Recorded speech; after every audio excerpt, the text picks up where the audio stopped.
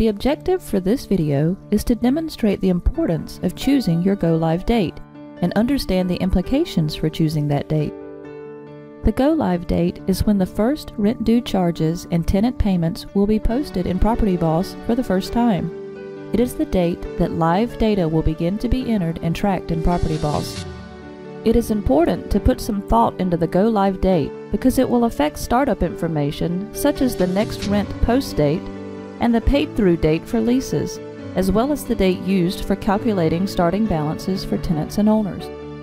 You will also need to allow enough time and perhaps even the appropriate resources to complete the implementation before your chosen go-live date.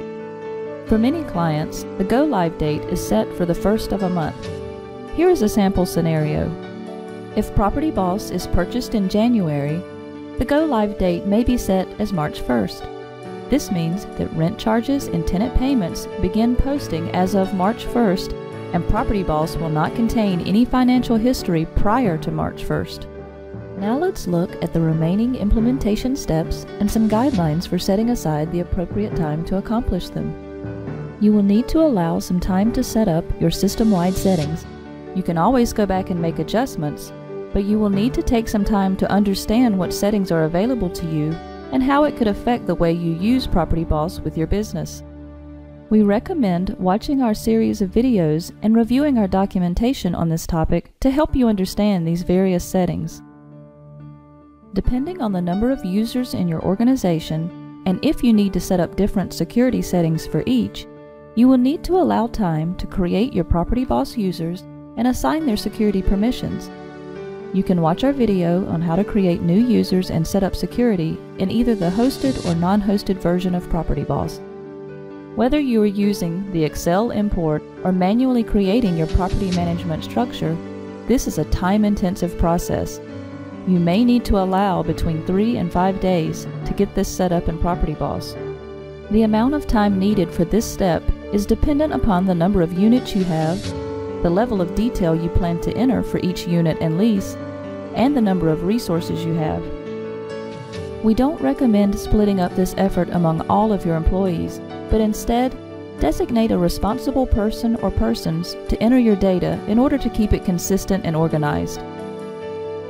There may be starting balances for some tenants and owners, such as past due rent or owner reserve amounts, that need to be entered to set the financial status of these accounts in PropertyBoss.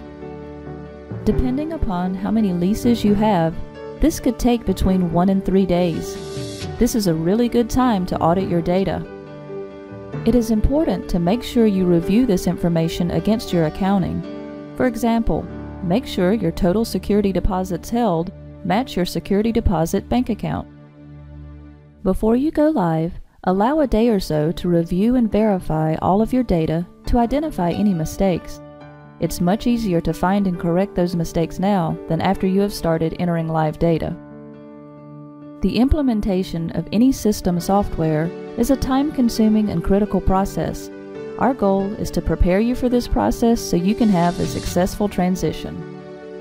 As mentioned at the beginning, this video is meant to help you determine your go-live date. You can watch our additional videos to learn more about the other steps in the implementation process.